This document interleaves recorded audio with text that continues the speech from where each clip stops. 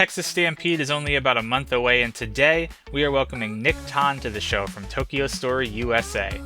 We'll chat all things TJPW in Texas and what you can expect from this year's tour. We also have the Max Heart finals to preview coming up this weekend, and Shoko Nakajima's homecoming show to discuss.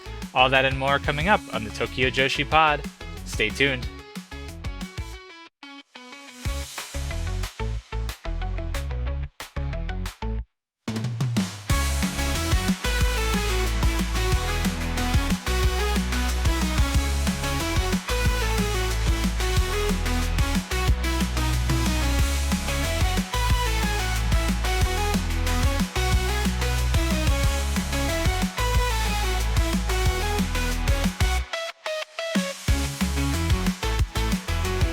Hello to all you big children out there.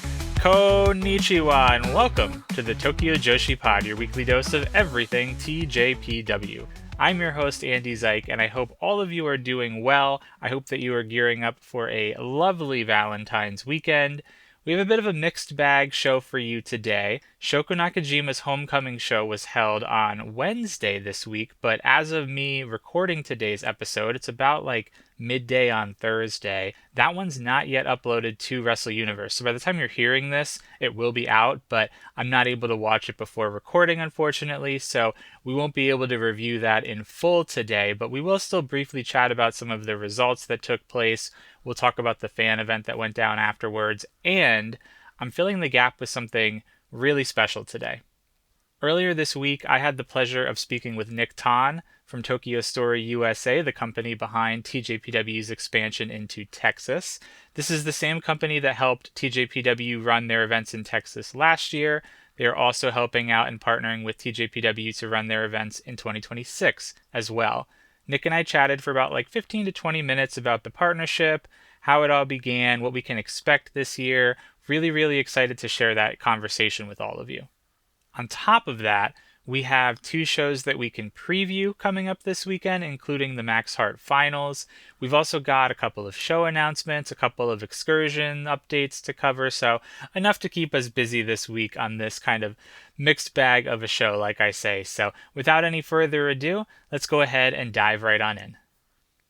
Compared to last week, this week has been a much quieter news week for TJPW, and while that might be a little bit of a bummer, relatively speaking, compared to all of the major announcements that we received last week, I have to admit it is a little bit nice to get just a brief reprieve from so many major announcements. I can catch my breath. We can all catch our breaths just for a moment, but there is still plenty more to come. So rest assured for TJPW, there is still so much more to come. We do have a couple of very small announcements that I want to talk about, in particular, a few upcoming shows that have been announced over the next couple of months. Specifically in April, TJPW has announced two new shows on the calendar.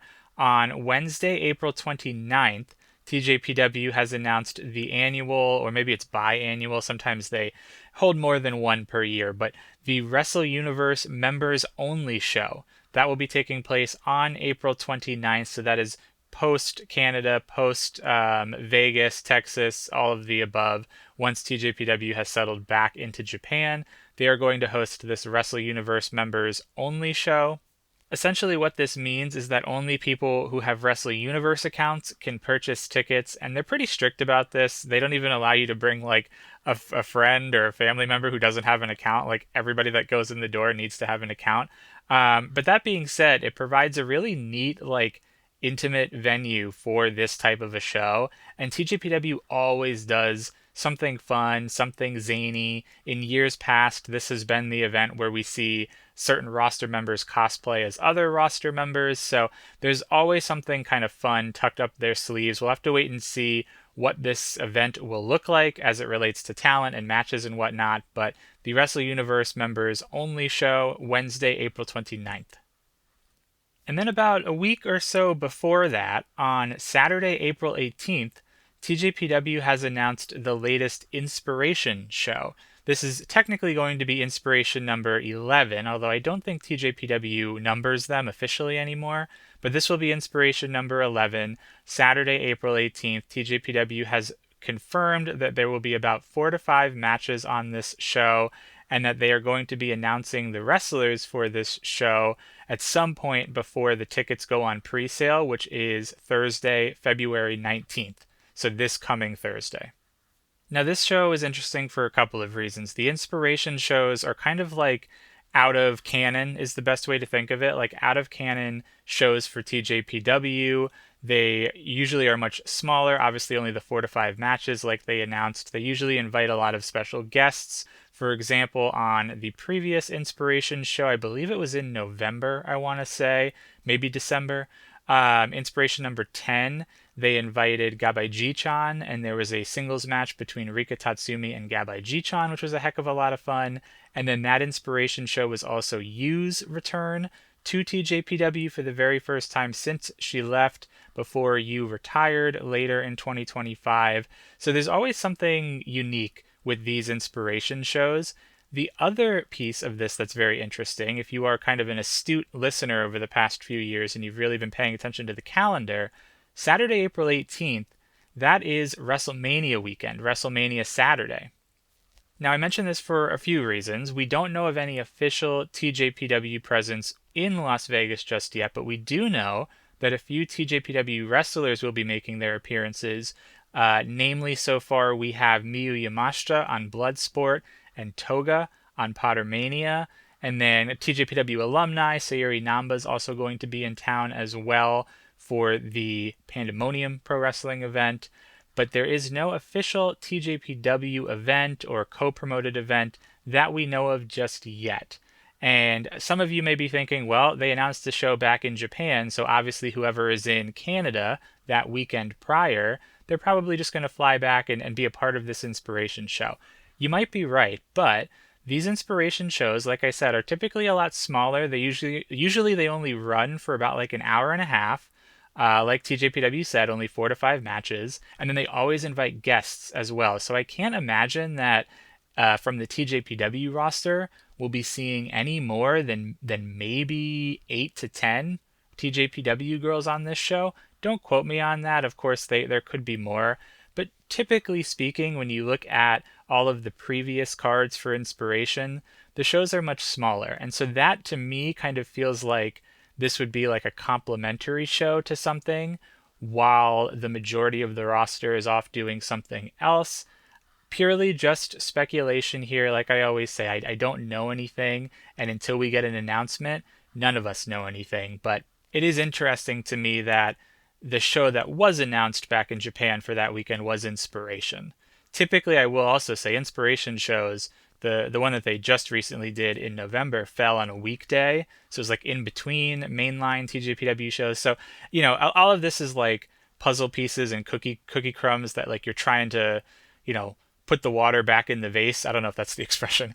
But my point is that kind of just speculating, right? And we don't know yet until we know. So all just food for thought. I am holding out hope that there still will be some sort of TJPW presence in Las Vegas, whether it is a collab show or just some additional talent or whatnot. We'll have to keep our ears to the ground. We are getting very, very close to March, which means we're close to Texas, we're close to Grand Princess, and then of course right after that, hot on the heels, will be WrestleMania weekend in Las Vegas as well. So I'm sure we'll know sooner rather than later. The other thing I want to talk about in the news segment today is Shoko Nakajima's homecoming event. Because this is not yet uploaded at the time of my recording today's episode, I haven't had a chance to watch it, but of course it did take place on Wednesday the 11th of February, so the results are out, the write-ups are out. I really only looked at kind of the main results, the times of the matches, who won, how they won, etc. I am kind of reserving just some interest in watching the show play out once it does get uploaded. But I do want to cover just some of the results just so we can stay topical with what's going on and we can kind of see if that will inform the shows that we have coming up this weekend, where there's 2 shows. So as we look at the official title of this show, Shoko Nakajima's Homecoming, Shoko Quest 4, Those Guided by the Snow Country. As I mentioned, February 11th from the Duo Serizo in Niigata, Japan.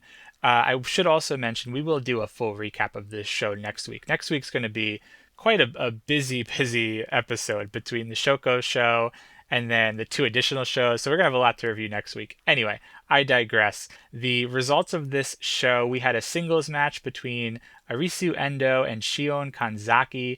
Arisu submitted Shion with the camel clutch in 6 minutes and 41 seconds. We had a second singles match. Suzume took on Mifu Ishida. Suzume pinning Mifu with the ring a bell in 7 minutes and 25 seconds. We had a three-way match. Miyu Yamashita took on Mihiro Kiryu and Raku. Interesting trio of ladies there. This match was won by Yamashita, who pinned Mihiro with a skull kick in 7 minutes and 55 seconds. And I emphasize that a little bit as I reveal that result because Mihiro was our DDT Ironman heavy metalweight champion, and by nature of the victory here, Yamashita has picked up that championship. So I'm really excited to watch that match and kind of see how that comes to be. But Yamashita, the DDT Ironman champion, coming out of this Shoko Nakajima show. We also saw a few tag team matches. Pom Paler took on the team of Hyper Misao and Chika Nanase. Max defeated Chika with a lariat in 8 minutes and 10 seconds. And then we also saw Daydream take on Sarah Phoenix and Kira Summer. Rika Tatsumi picked up the win for her team, pinning Kira Summer with the Twist of Fate in 11 minutes and 44 seconds. The semifinal of this show, a 6-woman tag, Mizuki and Uda Takami and Shino Suzuki teamed together. They took on the team of Uber Eats and Ren Kanatsu. So this was basically like a preview match for the Max Heart Tournament finals that we're going to be seeing this weekend. I don't know if something like that's ever been done before. Obviously, TJPW does preview tags for like major title matches, but I've never seen them do a preview tag for the Max Heart finals or like a tournament final before. So I thought that was really interesting to see. This one is actually won by Uda Takami, who submits Ren Kanatsu with the Koala Clutch in 12 minutes and 6 seconds. So Mizuki and Uda pick up a win over the current Princess Tag Team Champions Uber Eats, not by a direct pinfall, but, team to team here. Mizuki and Uda do pick up a win in this preview match over Uber Eats. And remember, Uber Eats, current Princess Tag Team Champions, of course, but also this is the team that they will be facing in the Max Heart Finals as well. So some great momentum for Mizuki and Uda Takami as they head towards this weekend's Max Heart Finals event. And then the evening capped off with a 6-woman tag in the main event. Prism Greed tagged with Shoko Nakajima. Of course, her homecoming, she was going to be the one in the main event. That trio took on the team of Yuki Arai, Himawari, and Toga. Shoko was able to pick up the victory for her team in her hometown, pinning Himawari after a diving senton in 14 minutes and 46 seconds. This trio of Prism Greed, Haru Kazushiro, Yuki Aino, and then Shoko Nakajima are that like nerdy trio. I'm forgetting the name that they are going by, the Toku Tatsu Club or something like that. I didn't write it down in my notes because I didn't do the full review, but this is that same trio. And so when you see some images online from the event, they have their toys, they have their little collectibles. They're really leaning into that like Super Sentai style fandom once again. So I'm excited to kind of see how that plays out in this main event match, especially it being Shoko Nakajima's homecoming show. Homecoming shows are always fun. They always kind of dial it up for that one particular competitor in particular. A couple of other notes I'll mention from this show. Kaya Toribami was still absent due to that foot or leg injury. She is due back this weekend on Saturday for the Max Heart Finals, so hoping that still comes to pass. And then after this event, there was a fan meeting that was held in the same venue or the same area. And this was, most of the fan meetings play out the same way. There's like a bunch of party games that they do, both the wrestlers and the audience members who had paid for a ticket for the fan meeting. And so I think I read they had played some games that included like karaoke. And then they might have done rock, paper, scissors. I don't remember if they did rock, paper, scissors, but they played some sort of a game where you had to stop a stopwatch like on a specific time, which doesn't sound like the most exciting game of all time. But from seeing some of the pictures and reading some of the the write-up of this fan meeting, apparently one of the stopwatches was able to win the Iron Man title off of Yamashita. Not really sure how. I'll have to wait for some sort of a digest video or something to come out. But then Mihiro was able to end the day reclaiming her Iron Man title from the stopwatch. I think also at one point Rise Shirai might have held it. I'll have to look more into all of the specifics as I watch this show and kind of delve more into it. But fear not, everybody can rest easy tonight. Mihiro, while she temporarily lost her title, she ended the day, ended the evening as the Iron Man champion. This is also the fan meeting where a handful of the girls wear wedding dresses. I don't really know the significance of why they do this every year. I don't know if it has something to do with the city or the prefecture, or I honestly have no idea. I'll have to read a little bit more about it. But there were four ladies who dressed to the nines for this event, and that was Mifu Ishida, Shoko Nakajima, Haru Kazushiro, and the final one, oh gosh, now I'm forgetting it. Mizuki, Haru, Shoko, Mifu, and Mizuki were the four. How could I forget Mizuki? All of these ladies looked absolutely stunning in these dresses. None of them wore white, I don't think, or maybe they wore like multiple dresses. I've seen different pictures with different colored dresses and different. They all looked stunning. Is the point of it? There is pictures on social media. A lot of the ladies were taking pictures and posting their own pictures. Everybody looked great. Even the ladies who were not wearing their any of their wedding dresses did also dress up quite well. Toga in particular looked really had a lot of swagger going, and there's this lovely picture of her with some of the girls as well. So fun event. Like I said, I'll have to do a little more research to understand why they dress up in these wedding dresses, but they looked gorgeous. The fans seemed to have a great time, and Mahiro ended the night as the Iron Man champion. So what more could you ask for? Like I said, we will review Shogo's Homecoming show in a little bit more depth next week, but I didn't want to leave you all with like a very short episode this week, so I thought I'd cook something up very special. Earlier this week, I sat down with Nick Tan from Tokyo Story USA to chat all things TJPW, Tokyo Story USA, the upcoming Texas tour. I'm going to play that conversation for you right now. I had a blast having it, and I hope you enjoy it just as much. On the heels of a very successful 2025 tour, TJPW returns to Texas this March for Texas Stampede in collaboration with their partners Tokyo Story USA. And today on the show, I am delighted to be joined by Nick Tan, COO of Tokyo Story USA. Nick, thank you so much for joining me today. How are you? I'm doing well, and how are you? Not too bad, not too bad. Still an early morning here on the West Coast. You guys are based out of, is it Houston? Is that right? Yes, we're based out of Houston, yes, sir. Wonderful, wonderful. I wanted to start by just talking a little bit about Tokyo Story. For fans that might be hearing the name Tokyo Story for the very first time, what is Tokyo Story? What is your mission in bridging Japanese culture with US audiences? So, like you said, Tokyo Story is a company we're trying to bridge a lot of Japanese culture with U.S. audiences, and that's mostly in ways that are things that are very popular in Japan, but maybe aren't as popular here. Because Yo, my business partner, the CEO is Japanese. He's over there currently.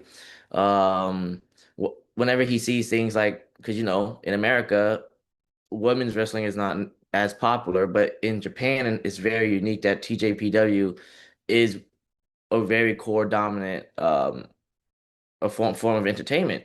So he's like, well, why is it like that? Well, let's just go ahead and try to bring it over, see if it connects and stuff like that. And it did connect really well yet last year. So we're bringing them back. But I mean, other than that, uh, sake has been shown to be improving in terms of importation to the US. It's growing, so we're trying to promote sake, continually trying to promote matcha. We're trying to import more because we've had some friends and uh friends in the business that say like their matcha is like really expensive and they're having a hard time sourcing it. So we went to Japan ourselves, or he was in Japan, and then he asked around trying to source matcha as well.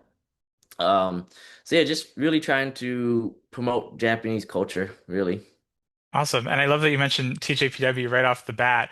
How did the partnership come to be with TJPW? Was it simply just observing the popularity and the growth of the company in Japan and wanting to bring that to America? When did you realize there was like an American audience for this? So Yo was the one who brought them in, and I believe the story, and I could be wrong, but I believe the story is that he he's friends or acquaintances with a executive of Cyberfight, and I believe that they were having a lunch or dinner, and he just kind of casually mentioned like, "Oh, why don't we just bring, have you ever thought about having a TJPW solo show in Texas?" And then they loved the idea, and he's like, "Okay, well, I'll help you do it in Texas." And I think it was like basically as simple as that. Awesome. I love that. And obviously last year, so successful. TJPW set an attendance record, not just in the United States, but in the history of their recorded attendance, which is wild to think about. But looking back on 2025, in the moment during that tour, was there a specific moment where you realized, hey, this is certainly working, or maybe anything that you've learned from 2025 that you guys are shaping with 2026? Oh, if you want to ask about like lessons learned, one big one is the registration. So previously, the way we did it was everyone that ordered, we would have we just basically put all of their orders onto an Excel sheet. So the idea was supposed to be really simple. It's like, oh, somebody walks up to you, click Control F, look up their name, confirm the order, send them in less than like 15 seconds. Um, did not work out that way. There was some it was a lot slower. So like the Dallas show, the Dallas show, which sold out. We had I believe the record was 2,540, and we had a lot. Like I tried to plan for a lot of registration. I think we had like 20 people with laptops out there just trying to control F everyone's names and stuff like that. But yeah, it was slow. We had to push the show back about 5 minutes, and then I think we didn't get everyone in until maybe like 10 or 15 minutes past the original time. Um, so we're working with a third party app to give us, the classic QR code to scan everyone in. We're like, yeah, we can't do that Well, again. hey, I guess that's a good problem to have in the grand scheme of things. If too many people show up for the show, that obviously means something's working right. Mhm. Speaking a little bit, you talked a little bit about the sake and the matcha and importing different things. What other events and like cultural experiences is Tokyo Story involved with organizing? So we do have a Bandai Namco Gashapon store, a physical store in Post Houston, which is where we hosted TJPW in Houston last year, and also this year too. We have that there, which is, I believe, one at the time when we started there. I believe we were one of the only Bandai Gashapon stores. Like there was only a handful in the country.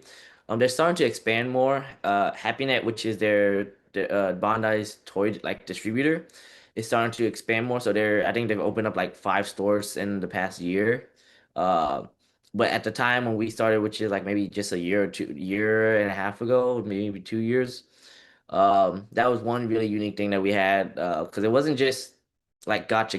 It was like official Bandai Namco. We do that. We've held like a sake festival and a sake seminar, and we're trying to host another one relatively sometime soon this year. Starting to import matcha, and we want to and the matcha we're importing is actually also really unique because the matcha that we're bringing in comes from Mie Prefecture, or specifically the city of Ise, which is like a very, very spiritual city. It's held in very high regard. It has what, like, I believe, I don't know if it's the largest shrine or like the oldest shrine, Ise Jingu, but it's considered one of the most important shrines for sure. I was told that basically back in the day, like really, really way back when, that was kind of like it was such an important shrine that was like the like quote Mecca of Japan back in the day, where everyone once in their lifetime in Japan would have to go visit it. And it was a hard trek over there. It was interestingly enough, they have udon. Ise, the place with the shrine, is famous for an udon that's really soft and mushy, because the idea was that it was so hard of a trek that when people would go there, they would basically have no energy to even chew on udon. So they made it really soft for them to kind of replenish their energy and whatnot. But yeah, I mean, sake. Oh, probably the last thing that we're trying to big projects that we're trying to do is Nazotoki is like I think it's like, the way I think about it as an American is that it's like a scavenger hunt, but like on steroids in the way that it's like heavily story based. And we're actually kind of doing that in collaboration with TJPW, and we hope to like actually announce all of the details within like I don't know a month. Oh, how fun. Okay, so there's definitely still some things to look forward to, is what you're hinting at here. That's Yeah, awesome. Um, absolutely. yeah, so looking ahead to 2026. Speaking of 2026, this year's tour, it is definitely bigger. There are more dates. There's an additional city aligning with South by Southwest in Austin. What allowed the tour to grow this year compared to 2025? I think, well, 2025 is always scary to do something for the first time, no matter what it is, business, eating a new food, whatever, right? You're like, oh, I don't know, I'm not used to this. But in this case, it's a lot of money because we fly out a lot of girls, and not including the girls, we fly out a few staff members as well. So, last year we had the 15 wrestlers plus a few staff members. That's a large chunk of money for expenses to begin with, not including um, venue rental. So we definitely wanted to kind of keep it small. We did hold a post because it's kind of a smaller venue and we're used to it because that's where we had the Gashapon store.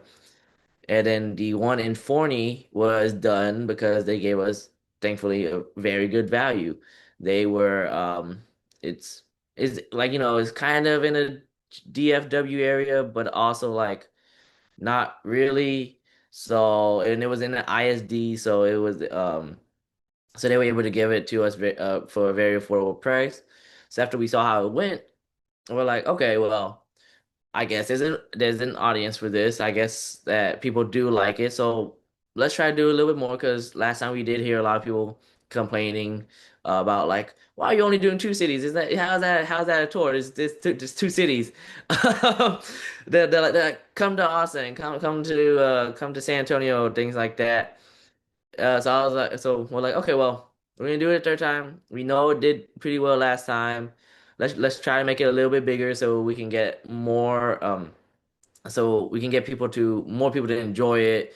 Especially those who maybe can't travel as far even out of their city because of whatever reason, family, car can't make it, things like that. So we want to give more opportunity for that. So we've partnered up with South by Southwest officially for the Austin location. Wonderful. I love that people say that too. Like, why can't you make the tour longer and forget that like the travel time that factors in to bring all these people over from Japan? Obviously, a huge expenditure, like you mentioned. I love that you mentioned Post Houston because that's such a cool looking venue. And we saw those gachapon machines make an appearance last year, multiple times, in fact. Perhaps we'll see something like that again. But you guys are based within Post Houston. Is that where your headquarters are? I wouldn't say that's necessarily where the headquarters are. That's where our public facing physical location Ah, is. okay. Um, but in terms of like our quote office, I mean it's in that same general area, but it's like technically an apartment. It's like an apartment office, so Gotcha, gotcha. Well, yeah. really cool venue. The iconic like X staircase Yeah. that people were standing on last year. Just it looked so wonderful. And that wasn't even the venue where we set the attendance record. The attendance record is in Yeah. Dallas. So lots to Mhm. look forward to. I know we're going back to Post Houston. I'm very excited to attend this year and be there for that. For someone that might be attending their very first TJPW show, what can they expect from this type of a live experience in Texas? Man, TJPW is such a unique experience. I mean, eh, so just on the surface, which is what the first timers will see. The wrestlers all have crazy unique outfits. I mean, it's Japan, right? It's very out there. I mean, you have Hyper Misao, who's a green superhero. You have Miu Watanabe in her pink. Palm Harajuku, she looks like a clown. Um, the thing about it is that it's very unique. They're wrestling. Each wrestler, you will get the full spectrum of what might enjoy and what you might not enjoy. Some wrestlers are more serious, like Miyu Yamashita. She's a more serious wrestler. She has her background in karate, so she knows how to control herself more. She knows how to make the kicks look more impactful. So if that's your thing, where you like to see like more hardcore wrestling, you will see wrestlers like her be able to fill that niche for you. But if you want to see more comedy, because that's a big part of TJPW as well, the storyline behind the characters, like Raku with her sleeping, or Pama Harajuku with her whole shtick, her scream and everything. You can get the full spectrum of wrestling with TJPW, and you really delve deeper into it. Which I mean, a lot of people have even talked to me about it in terms of like their storylines and stuff like that, and like what makes their character even more lovable. And it's really cool to just hear from like really hardcore fans that follows them everywhere to hear what is so endearing to them because there's like a really cool like pure aspect to it. Awesome. Yeah, the characters are certainly very rich and deep within TJPW, the comedy as well. Last year we saw a few appearances from Bucky the Beaver too, which maybe Yeah. people were not expecting, but that really took off like wildfire as well. Looking back on last year, do you have a favorite match personally or a favorite moment from the tour last year?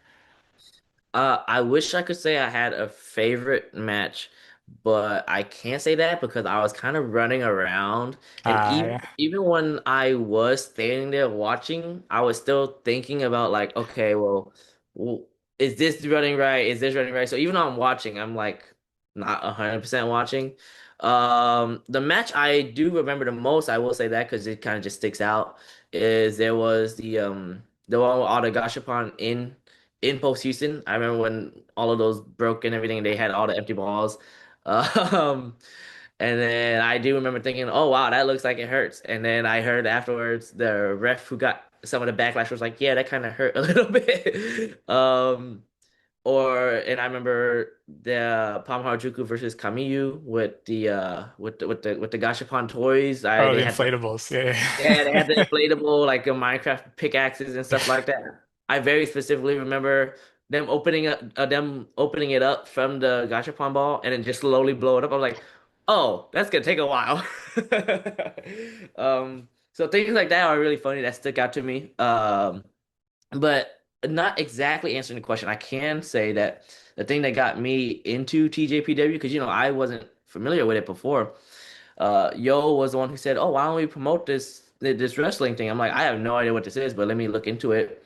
The thing that really got me interested was when I saw videos of Mizuki doing the whirling candy, because I was like, wow, that is such a crazy athletic move. So on my end, I got really interested in it because seeing the athleticism of Mizuki doing that move. That's a perfect one. That is something that goes so viral every time she does it. And I'll even have friends who are not familiar with TJPW or Joshi wrestling at all. And they're like, who is this person? How does she do this? How does she turn herself this way? It's crazy. Mizuki also is like the most flexible person I've ever seen in my life, too, when she hits that cutie special. And my back breaks just watching it. But as we get a little bit closer to wrapping up here, I want to thank you again, Nick, for coming on the show. TJPW Texas Stampede is heading to Austin on March 17th and 18th alongside South by Southwest, Dallas on March 21st, and then Houston. Newly announced details for Houston, March 22nd.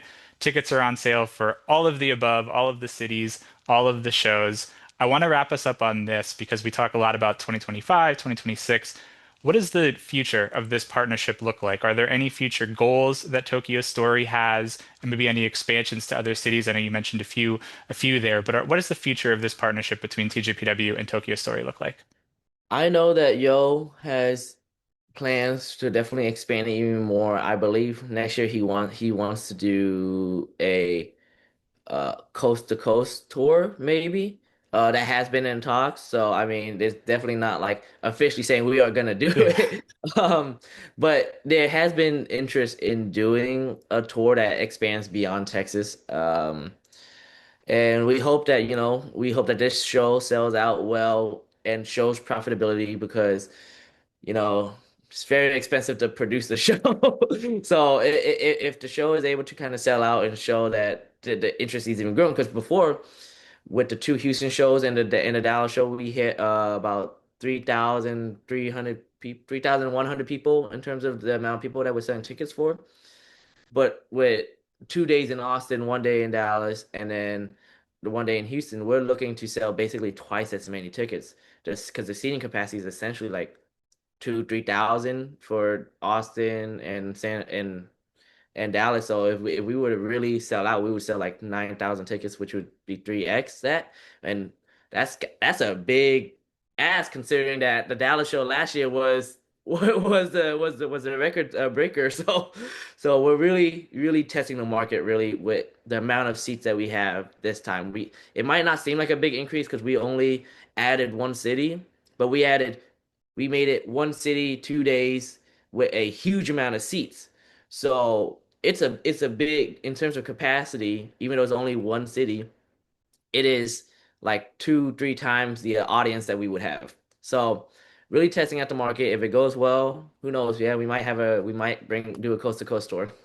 That would be awesome. What a tease to end on. I know a lot of people are going to be excited hearing that. A lot of people are already excited for this tour in March, really only a month, 6 weeks away now, which I can't believe.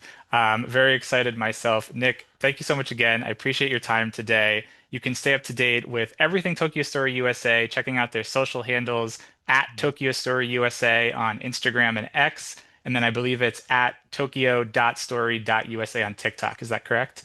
On TikTok. Oh yeah, that sounds correct. Yes. Okay. So awesome. We're, like I said, really looking forward to it. And we will catch all of you guys at Texas Stampede. Get your cowboy hats ready. Will the cowboy hats be available again this year? The TJPW Yes, cowboy yeah. hats? We are bringing the cowboy hats back. Awesome. Well, you can grab your cowboy hats when we make it into Texas. Really looking forward to it. And we'll see you all in Texas in March. Well, that was a lot of fun. I hope you guys enjoyed that. I'm really looking forward to the Texas tour this year. Am planning to be boots on the ground at all of the shows, although as everybody likes to say in the wrestling industry, card is subject to change. But as of right now, I am planning on attending all four of the events. TJPW and Tokyo Story have already announced some really great names, and also they're going to be hitting some really cool venues. Post Houston in particular, I'm pretty excited to check out Post Houston. I watched the Houston shows last year and the venue just seems so cool and so unique. Like one of those like really just unique places to catch a wrestling show. So really excited for Post Houston in particular, but also Austin aligning with South by Southwest. In Dallas, they're going to be at the University of Texas Arlington. So some great names already announced, some great venues already announced, and there's still yet more to come.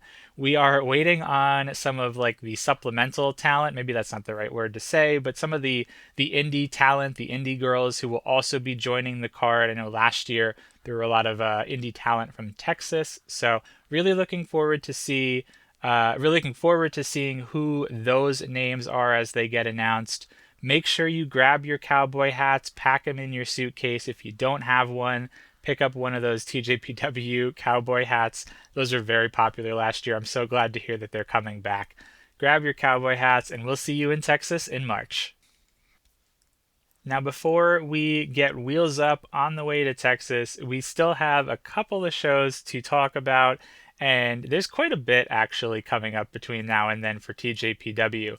This weekend has two shows that we're going to talk about momentarily, and then next weekend also has two shows. So we're having like back to back, back to back weekends, if that makes any sense. A whole lot of TJPW wrestling is on the slate. I'm super excited. This weekend in particular, we have the finals of the Max Heart tournament on Saturday the 14th, Valentine's Day. And then the following day, on Sunday the 15th, we have a show called TJPW Club EX Chapter Pause. Starting with the Max Heart finals on Valentine's Day, Saturday, February 14th. This show will emanate from Corcoran Hall. It will be live on Wrestle Universe. Also, going to be live on the TJPW YouTube channel as well. That's really interesting. All the action kicking off at 9:30 p.m. Eastern Time, 6:30 p.m. Pacific Time. We will have English commentary for this one as well.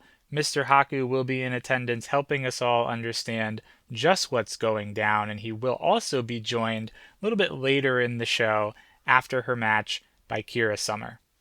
No absences on the calendar for this event, which is great. Kaya Toribami is supposed to be coming back, making her return from that foot injury at this show, although we will just have to wait and see. Hopefully she is cleared and all is okay by then.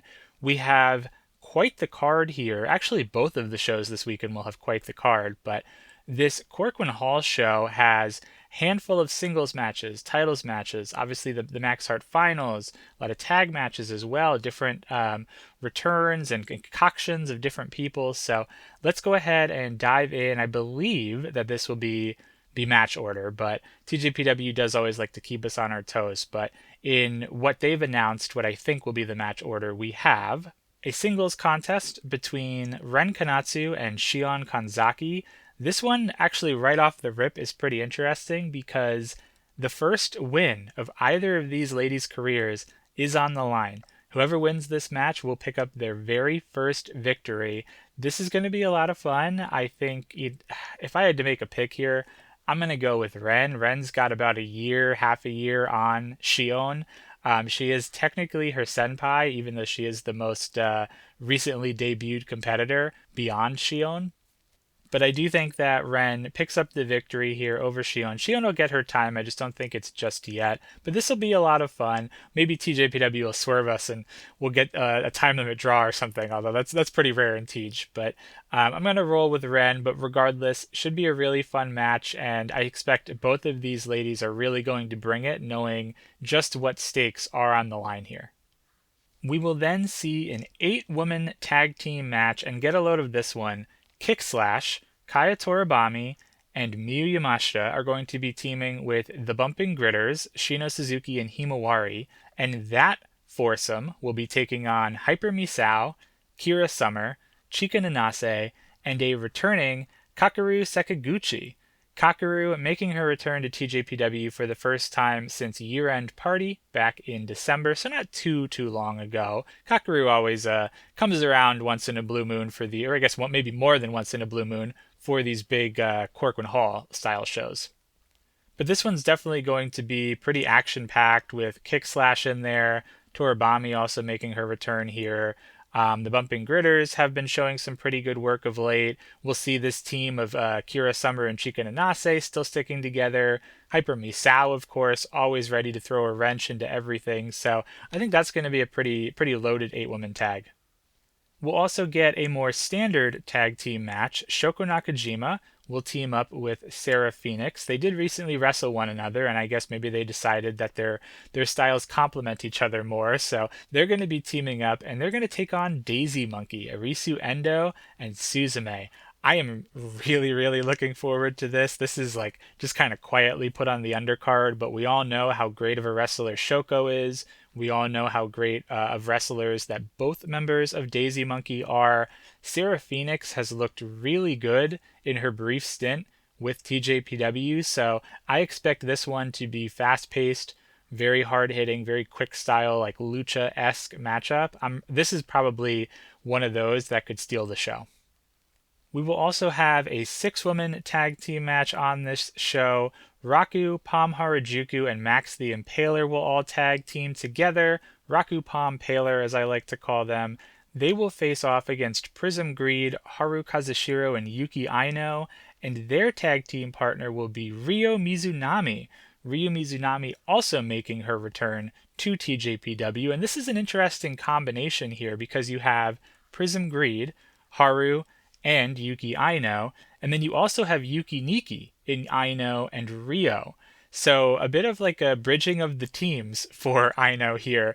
I wonder if that dynamic will come into play at all, if Haru will have any sort of jealousy of Ryo, or if Ryo maybe feels that Aino's moved on from her. We'll have to see how it all plays out. Perhaps they just water under the bridge, call it water under the bridge, and bring in quite the enforcer to this to complement Prism Greed, I should say, Ryo Mizunami. So this is going to be interesting, to say the least. It always is when you have Palm and Raku.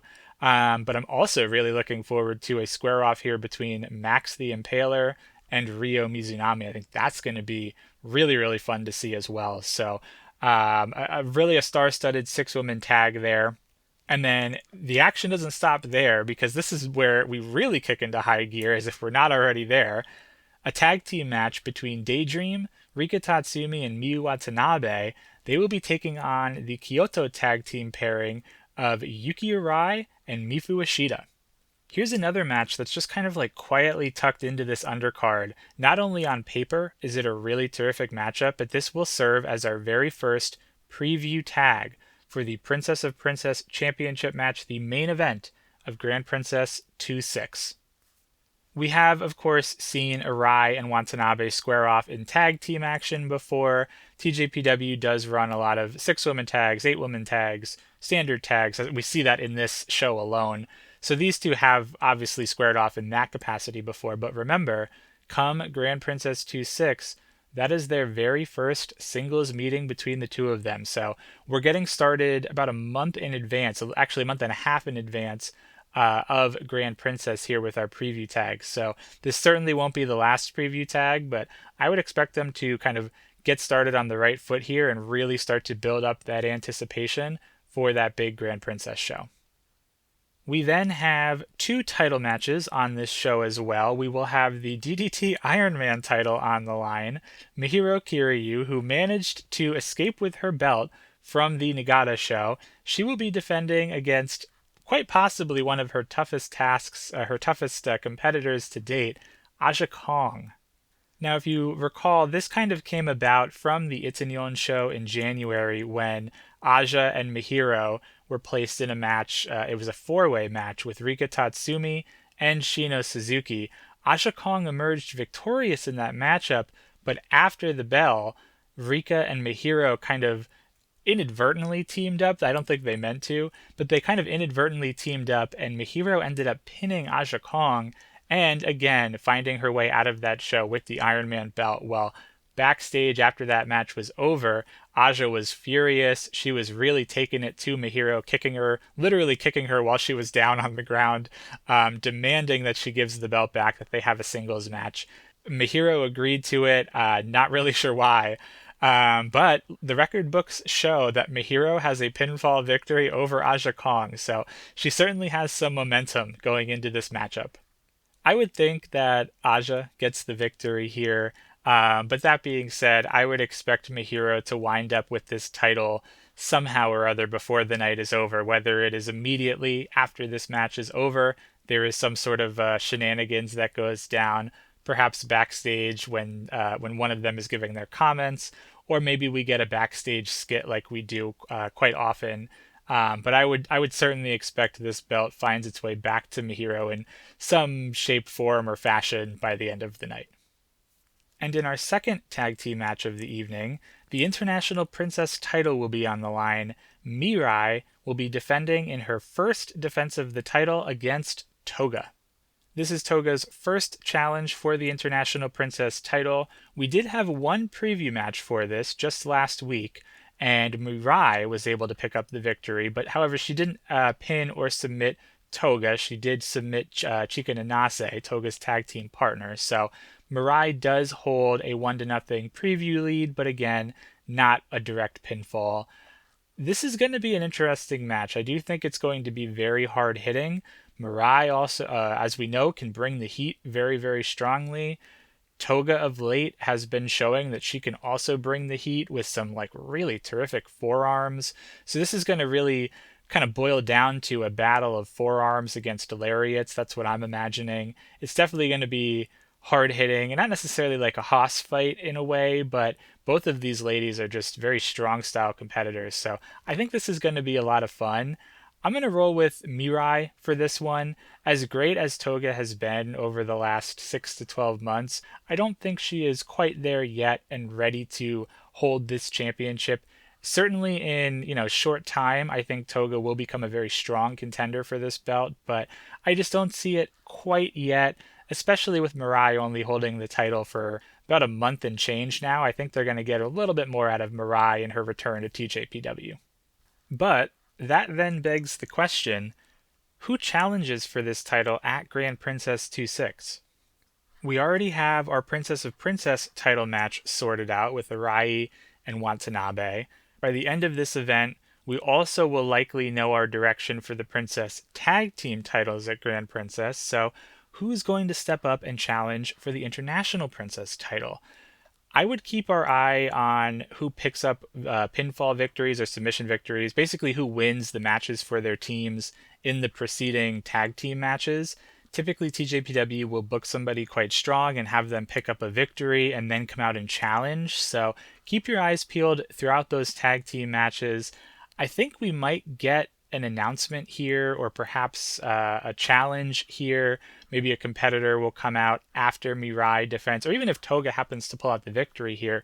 I think regardless, we get some indication of our direction for Grand Princess. But who could it be? Is it going to be Arisu Endo getting a rematch from Itanyon and maybe wrestling the belt back from Mirai? Maybe it'll be her tag team partner Suzume. Does Suzume slot back in and maybe challenge to try to win her second International Princess Championship? Do we go in a different direction? Maybe we see Yuki Aino challenge for this title. Maybe we see Kaya Toribami. Kaya's been looking really, really great. Is it a big day for Kaya and she comes and challenges Mirai for Grand Princess? Or is it her kick slash partner, Miyu Yamashita? Now that might sound like a little bit of a questionable choice, Miyu Yamashita, but when we really think about it, Yamashita is one title away from becoming a Grand Slam champion. It's one of the very few things that she has not done in TJPW, and that is win the International Princess title. She is a multi-time Princess Tag Team champion, a multi-time Princess of Princess champion, but happened to kind of like skip over that International Princess Championship. Is this big show Grand Princess? Of course, they may have some other plans for Miyu Yamashita, maybe some sort of a special singles match with a guest appearance, perhaps. But let's say that Miyu is looking for some, big time match heading into Grand Princess. Well, what's a bigger match than challenging for the International Princess title against Mirai?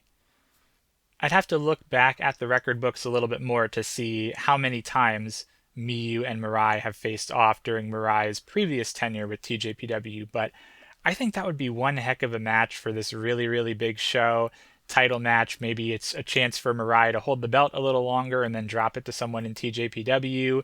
You check off the Grand Slam for Yamashita, who is your ace, your leader. Along the way, she can become the third person to hold that title of Grand Slam behind Rika Tatsumi, behind Miyu Watanabe. I'm going to go out on a limb here and I'm going to say that Yamashita challenges, but like I mentioned, all these other names, this is really a wide open book. But again, keep your eyes on these tag team matches. We might see some sort of indication there. And then after this match is over, I would think we get some sort of an indication or a challenge as we look towards Grand Princess. And if all that action wasn't enough for you, well, we still have our main event of the evening, the Max Heart Finals. Uber Eats, our current Princess Tag Team Champions, the very first time that the Princess Tag Team Champions have made it all the way to the Max Heart Finals, they're going to be taking on this thrown together team of Mizuki and Uda Takami. Surprisingly, we did get a preview match for this back at Shoko Nakajima's homecoming show, in which Uda submitted Uber Eats' tag team partner Ren Kanatsu. So technically heading into this, Mizuki and Uda do have the momentum. I think Uda's got the momentum regardless. She's had one heck of a 2025. This is going to be really interesting though. As I mentioned, first time the current tag champions are in the Max Heart Finals. So what does that mean? If the Princess Tag Champions win the Max Heart Finals, we're kind of in like unprecedented territory here. Do they reverse nominate someone? I guess that would be what the decision would be. Is that how this plays out? Does Uber Eats win the Max Heart Finals and then reverse nominate some sort of a mystery team for Grand Princess? Does that open up the door for some, outsider team to come in and challenge, something like that? Or is it as simple as Mizuki and Uda Takami picking up the win, besting the current tag team champions, and then saying, hey, we beat you once, we can do it again come Grand Princess, and then they go ahead and challenge. It's going to be really interesting to see how this plays out. This team of Mizuki and Uda Takami, I'll admit, when I first saw the bracket, I was like, well, that's certainly the most random pairing. At least Arai and Mifu Ishida are both from the same prefecture, and all the other teams have either teamed together or have some sort of common similarity. Chika and Kira kind of comes to mind, them being like real life best friends, and I think they entered in the same generation. But the Mizuki and Uda team was certainly on paper the most random one. And both of these ladies admitted that as well. And a lot of their backstage comments, a lot of what they were saying was, I was surprised that we were thrown together. I didn't really think that we were going to make it that far, and here we are. So you really have an underdog story here primed for the making. I'm going to pick the underdogs here. I think that Mizuki and Uda are going to find a way to pull out this champion or pull out this tournament victory, I should say, over Uber Eats. Say that 5 times fast. Mizuki and Uda Takami pull out this tournament victory over Uber Eats, immediately issue a challenge again saying, hey, we beat you once, we can do it again, come Grand Princess. And then we go on to Grand Princess with our tag team match of Uber Eats and Mizuki and Uda Takami. Now, some of you might think, well, that's a little interesting to kind of run the same match, do it here and then a month and a half later at the big show, run the same match again. But that's like a trend of late in Joshi wrestling. Stardom's tag team the Goddess of Stardom Tag League, I think they call it. The team that won that ended up beating the current Stardom Tag Team Champions in the finals and then went on to challenge them again.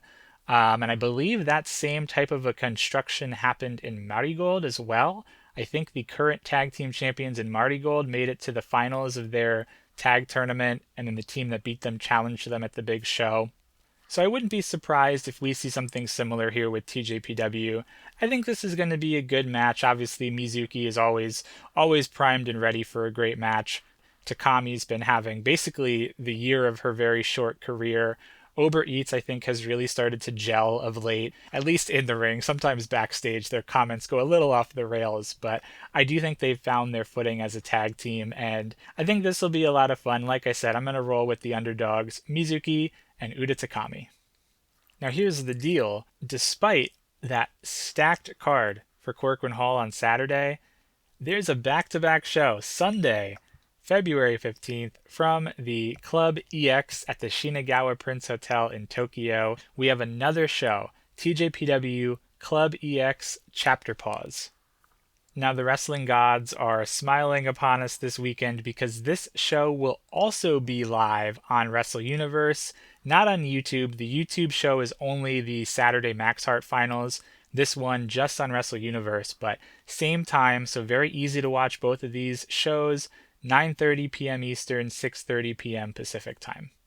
I suppose if you are planning to do something nice and romantic with your significant other on Valentine's Day, 6:30 Pacific, 9:30 Eastern at night on Valentine's Day night is probably going to make it a little bit tricky to watch this one live. But, where do your priorities lie? Do they lie with your significant other, or do they lie with TJPW?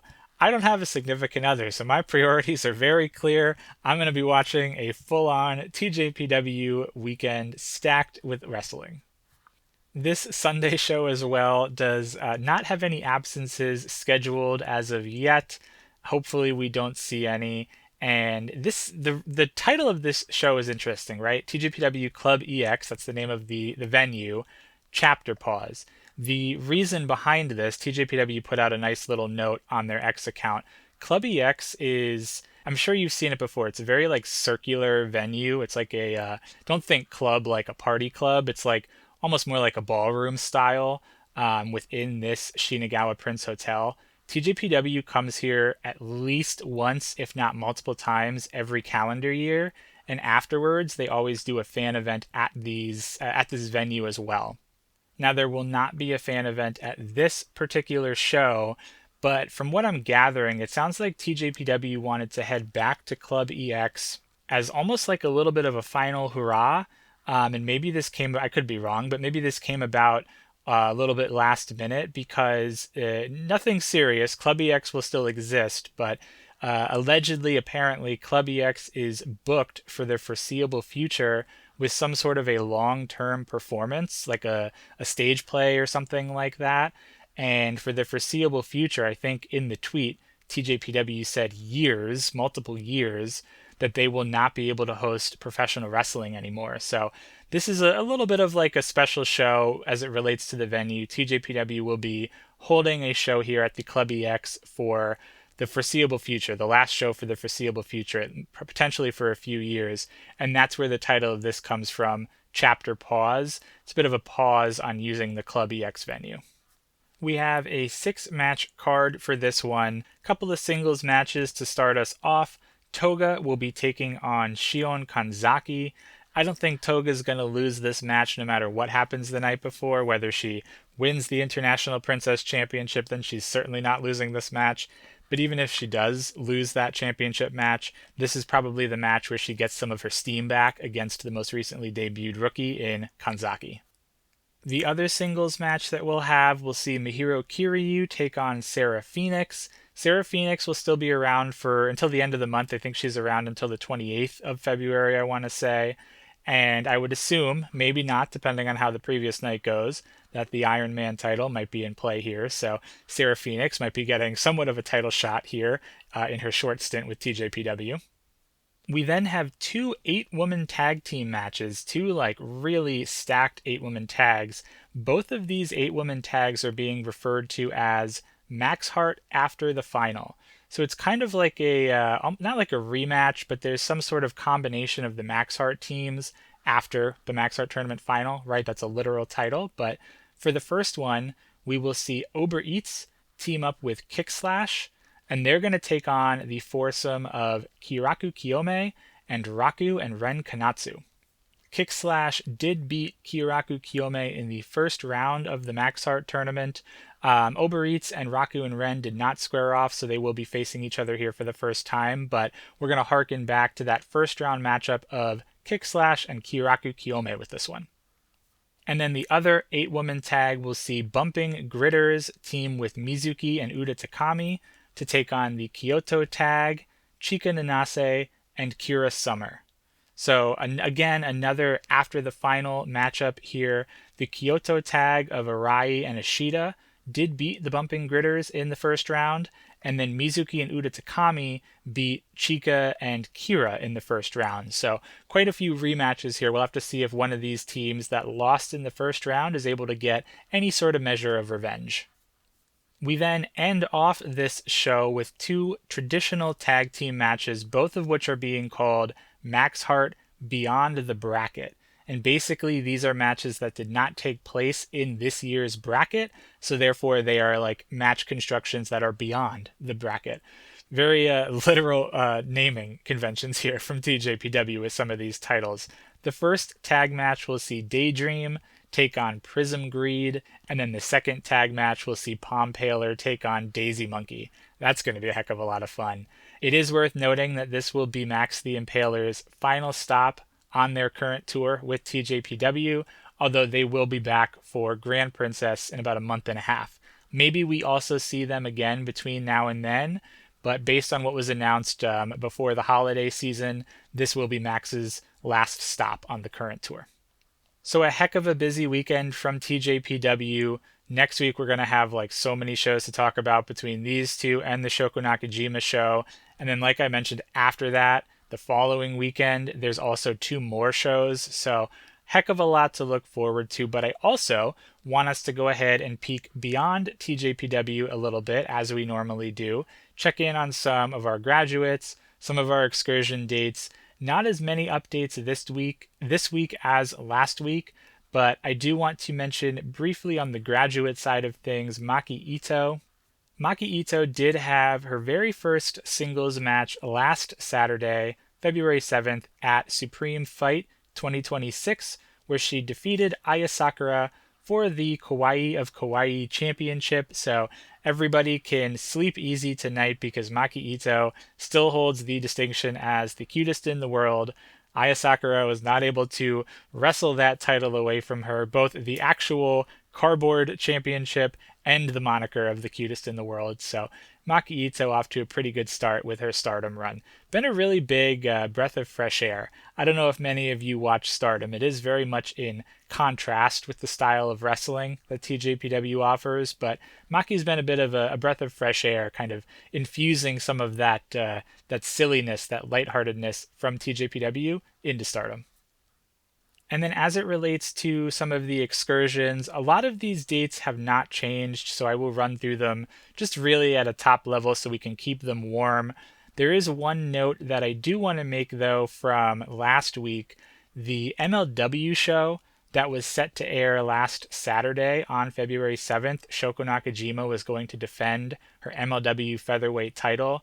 Well, that was transformed or changed. I don't know what word you would say. It was originally supposed to be MLW Lucha Apocalypto, and from what I had read, it was supposed to stream live, as all the MLW shows do, on the MLW YouTube channel.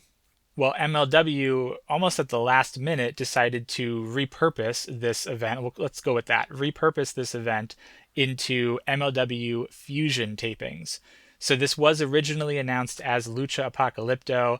All of the materials and like the press releases were changed, especially the ones around Shoko, where it just said Shoko will be in action for MLW instead of at Lucha Apocalypto. Basically, what this means is that the event was not streamed live. It was taped. It's going to air on MLW Fusion episodes, which is like their TV show. I believe they also post that on YouTube. I'm not 100% sure anymore where that airs, but Shoko Nakajima, I will not spoil the result of what went down, but I will just say that Shoko Nakajima defended her MLW featherweight title against Shotzi Blackheart. So I'm not sure when that match will air. And I again, like I said, I won't say the result of that match, but there is a match coming up on MLW Fusion. Shoko Nakajima defending her MLW title against Shotzi Blackheart. And then quickly hitting some of the other dates that we have on the calendar. Saturday, February 21st, Setup Thailand will see Kick Slash defend their IWA Japan Setup tag titles against Matcha and Monomath, so that's going to be right around the corner. Miyu Yamashita then goes into like an extremely busy mode starting on Tuesday, February 24th. She's going to wrestle on the Baka Gaijin and Friends show where she will take on Antonio Honda in a singles match. That's one that I am like really looking forward to. Then on Friday, March 6th, Yamashita will be at Pro Wrestling Eve in the UK to face off against Jamie Hayter, also one that I'm really looking forward to. Yamashita is also planned for the Sunday, March 8th show from Pro Wrestling Eve, their big Wrestle Queendom event. And then in between those two shows on Saturday, March 7th, she's going to take a quick trip down to Spain to wrestle for RCW Spain. Then, as we point towards Vegas on Wednesday, April 15th, Sayuri Namba will be the ring announcer for the Pandemonium Pro Wrestling show Whatever Forever. I do also want to note that Pandemonium just recently announced that Alexis Lee is also going to be on that show. That's a really cool get. Alexis Lee wrestles out of Singapore mostly, but has competed within TJPW here and there. She most recently was on the Thailand show where she wrestled Shoko Nakajima for that MLW featherweight title. So that's really interesting to see Alexis Lee get an America booking. I'll have to do some research on if this is going to be her American debut or if she's been here or not before, but that's one that I am really looking forward to. That same date at that same time, Wednesday, April 15th at 3 p.m., both of these shows at 3 p.m., Pottermania. This is the show that will see Toga on the card. Toga's match has been announced. It's a tag team match, this internationally star-studded tag team. Toga will team with Jazzy Wang. Jazzy Wang, the daughter of Jimmy Wang Yang, if you used to watch WWE in like the early 2000s. They will team up to take on Amira and Lil Mars. So quite the tag team match at Pottermania. And then rounding out what we know for Vegas to date, Friday, April 17th, Bloodsport 15 is taking place. Yamashita is going to be on that one as well. So our Excursions corner is mainly dominated here by Yamashita, which I guess isn't too different than what it normally is. But it's really neat to see Toga in there. Namba mentioned in there. I think the Alexis Lee announcement for Pandemonium is just super cool. I'm really looking forward to that. I will be at that show. That's the choice I made. Last week we were talking, you have to make a choice between Pandemonium and Pottermania because they're at the same day, same time, very different venues. It's a tough choice. I don't think you can't make a wrong choice. I'm gonna go to that Pandemonium show though. And then, like I said, I would expect more to come. So we'll have to keep our ears to the ground. We got a heck of a busy weekend from TJPW back in Japan, and we'll just have to wait and see what else may await us as we look towards March and April, Texas and Las Vegas. That will just about do it for us today and bring us to the end of this episode of the Tokyo Joshi Pod. Grab your cold spray and your ice packs. Next week's show will prove to be a big one. We'll have 3 events to review: Shoko's Homecoming, the Max Art Finals, and Chapter Pause. And then we'll also preview 2 more shows: Final Curtain in Kobe Arts Center and Yuki Aino's Homecoming show. Yuki's getting a homecoming show as well.